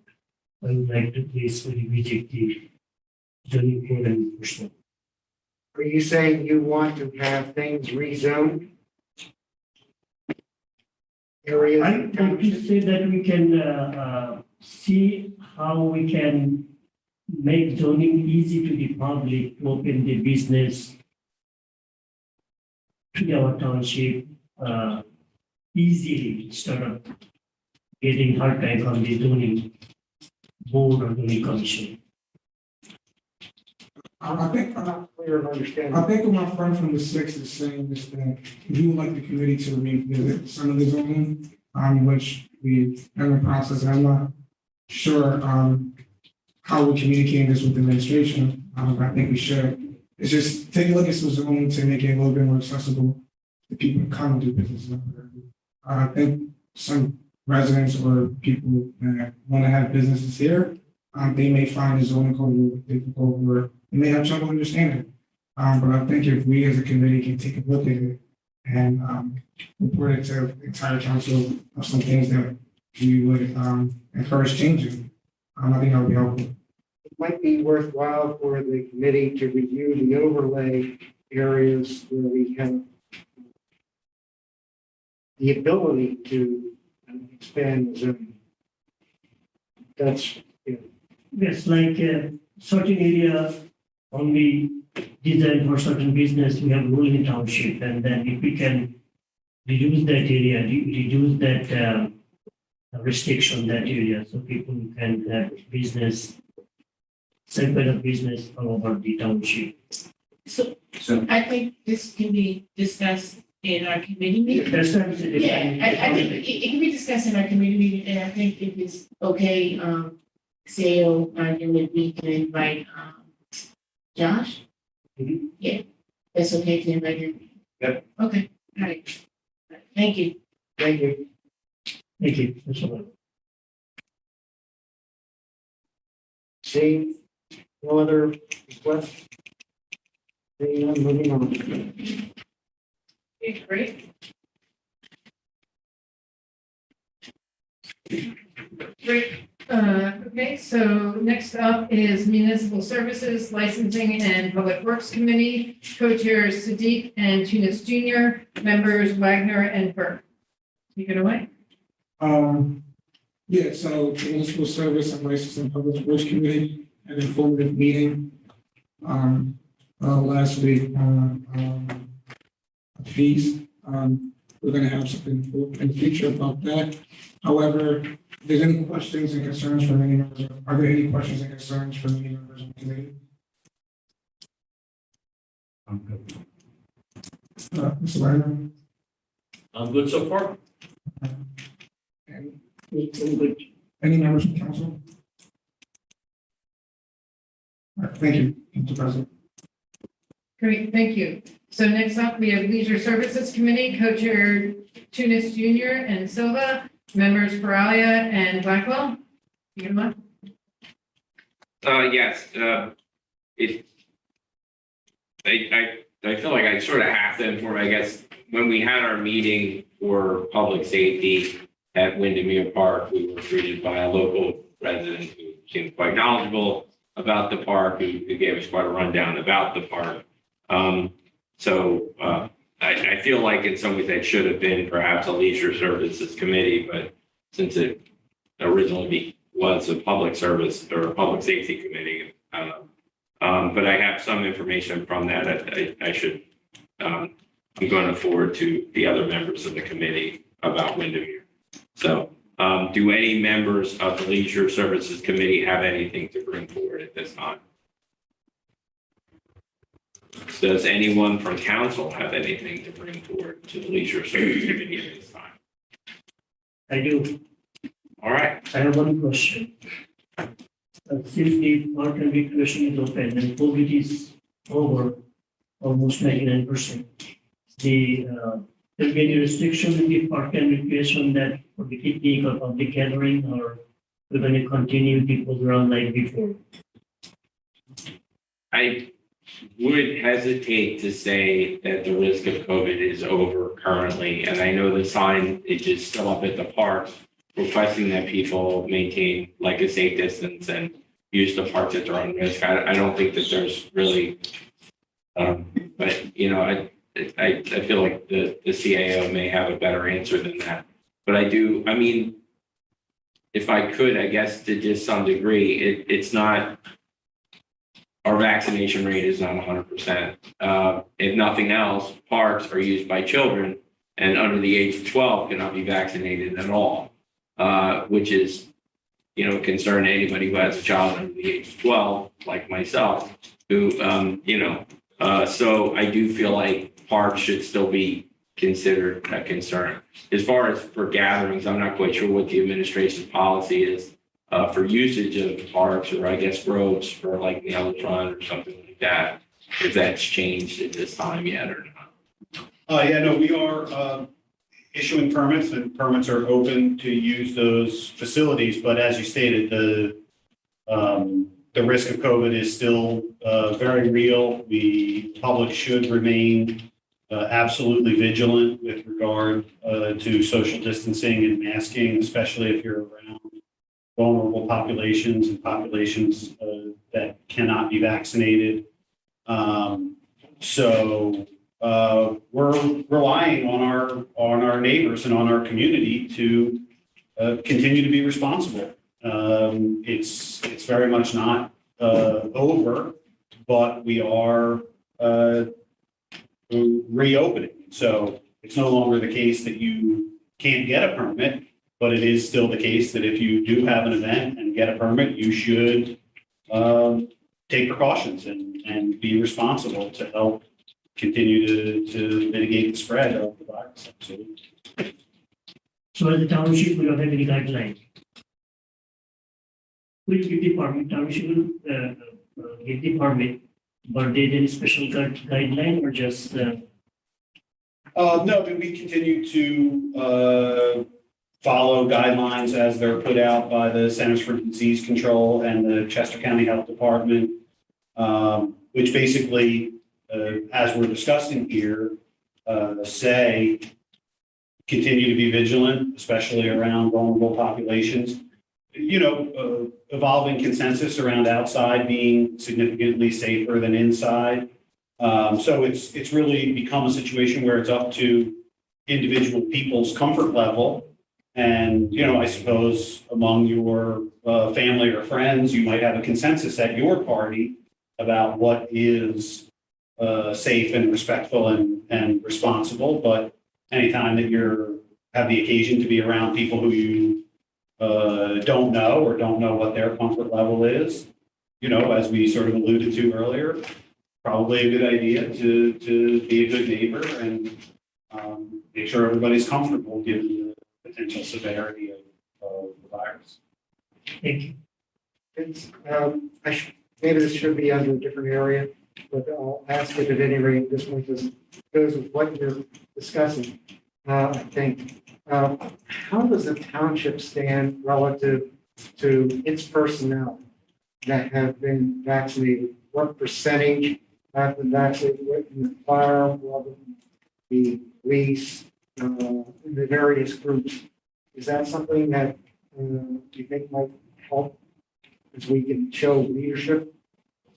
Yeah, sure. It's an interesting idea. I don't have the number at my fingertips, but what I can tell you is that we can't, at this stage, we're not permitted to require the vaccine, and we're not permitted to require people to inform us of their status. It raises a number of privacy questions and could elicit other healthcare information. So it's not actually a question that we're allowed to ask, but we have encouraged our township employees, if they feel comfortable, to voluntarily report their vaccination status, because it does impact quarantine mandates, right? So if, say, you've been exposed to the virus but you're fully vaccinated, you don't actually need to quarantine unless you start to show symptoms. And so there's an advantage to the employee to let us know, because at this stage, you might have to use your own sick time to quarantine, right? So it's actually helpful. Hey, I'm fully vaccinated. I don't need to quarantine under these circumstances. So, and we've considered incentive programs that we haven't quite implemented, but basically we've encouraged our employees to let us know their vaccination status, but we're not able to require it at this point. Council President, if I could, if there's any way we could sort of bring this back to leisure services before we conduct new business. Oh, sorry. I think, yeah. Yeah, of course. No, I mean, I appreciate your answer. I just, is there anything from any committee heads or anyone else that has before the leisure service committee? Okay, seeing none, hearing none, that conducts our report. Thank you. Great, thank you. Next up, we have the Events Planning Committee, Co-Chairs Phillips and Blackwell. Members Tunis Jr. and Silva. Take it away. Anyone from the committee has anything to?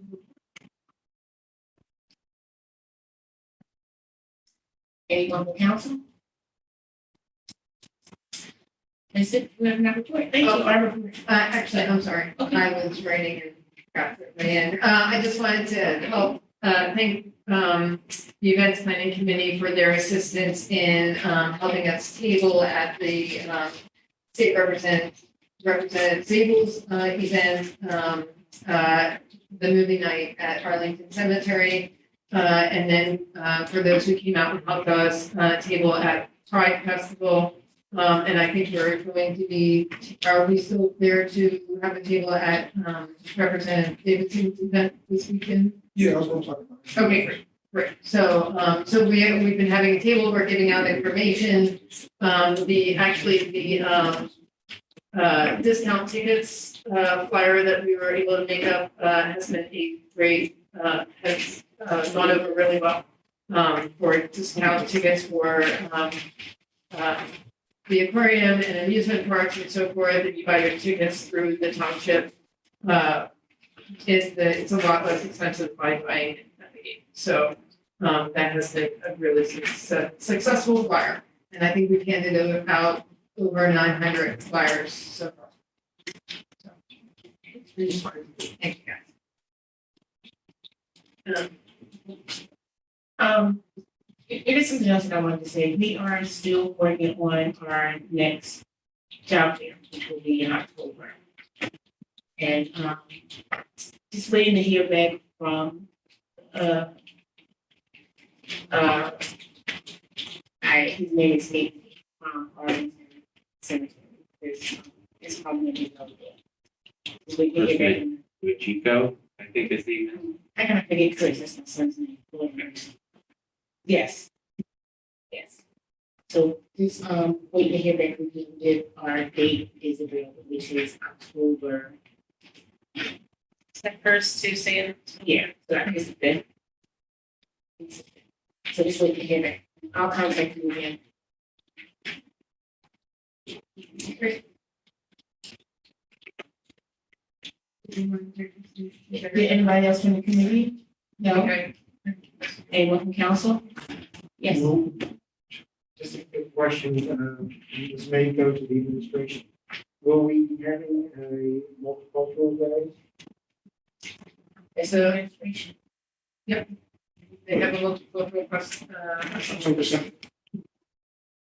yes. The The mayor. International Festival? Yeah. Yes, yep, absolutely. I just wanted to make sure we were talking about the same thing. Yeah.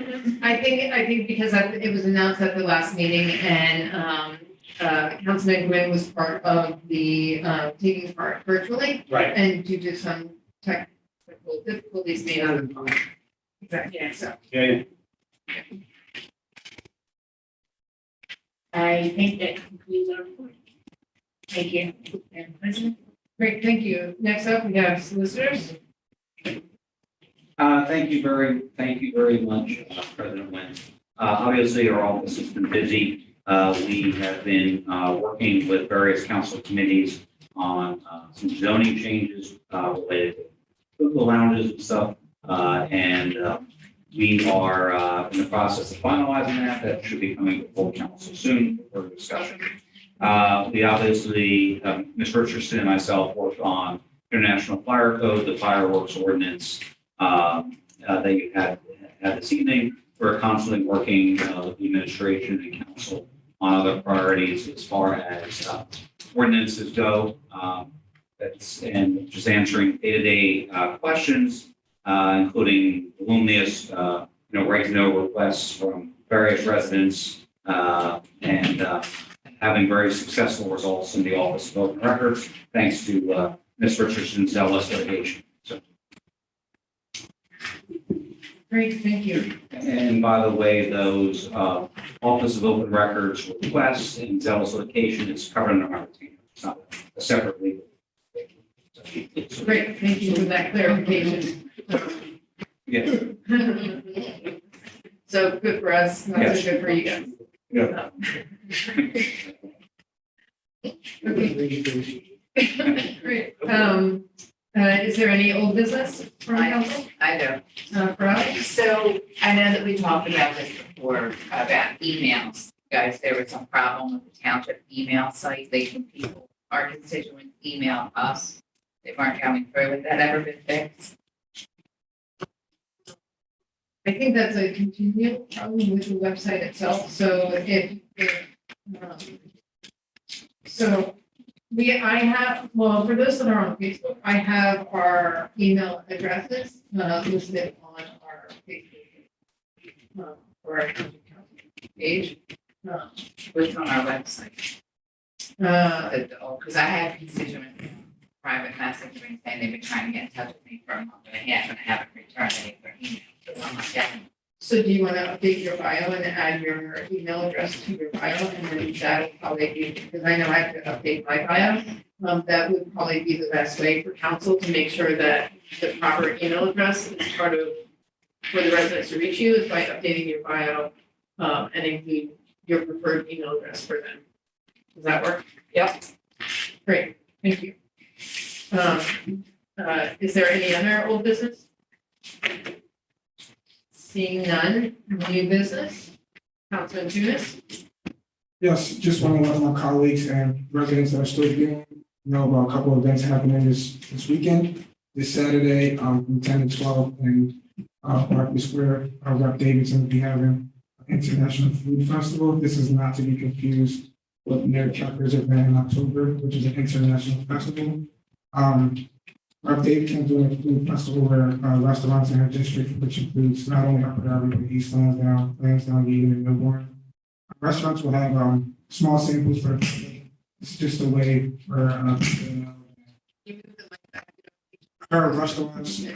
Thank you. Our restaurants in her district are back and running, and then also from 12 to 5 at Second Root Playground, there'll be a 3-on-3 tournament. About 2 young gentlemen, most now life, Jeremy Kite and Amelie Berry. They did a similar event last year and they put it in this year. So if you guys want to go, you're more than invited. And I'll also email the flyers. I'm sorry I should have did that prior to the meeting. What is it? It's a 3-on-3 basketball tournament. A Second Ward Playground. 12 to 5. Yeah. 12 to 5, great. Yes. Great, anyone? All right, anyone else from council? Councilman Wagner? Yeah, real briefly, I want to go back to a point raised tonight for the first time that I know about anyway by a speaker during the public session, and that was the issue of why we are not flying the POW MIA flag. He raised the issue, but I don't think that was answered for him. I'm not even suggesting we need to answer it tonight. I am suggesting that we should answer it though. Maybe there's a reason, maybe there isn't. I just don't know. But I think that gentleman's question should get answered. I'm asking the administration to do that in some way, whether it's by an announcement or communication to him or whatever. I think it should be addressed. Thank you. Anyone else? Councilman Sadiq? Yeah, the vaccine clinic is still going on Upper Darby Islamic Center. 4th Sunday in a row, starting from July 18, 10 to 12. July 18, 10 to 12, 2 hour, 4th Sunday in a row, starting 18. So you can spread out the message. As soon as I get the flyer, I will give it to our council president with my moderation. Pfizer, 12 plus. Great, thank you. Anyone else? And then I just want to, since we are back in person for council, all the documents that were in your folders, you have 2 choices. One, if you don't need them between the first meeting of the month and the second meeting of the month, please leave it in the folder. If you take them out of the folder, please bring them back. We're trying to conserve paper, and not having to reprint it every single time would be most helpful. And then after the next meeting, please feel free to take it with you, especially if you take notes and so forth on them. So yeah, so just wanted to give that little note. So seeing no more new business, right? Can we get a motion to adjourn? Motion. Second. Okay. Motion made. And all those in favor, please signify by saying aye. Opposed? Abstains? Ayes have it.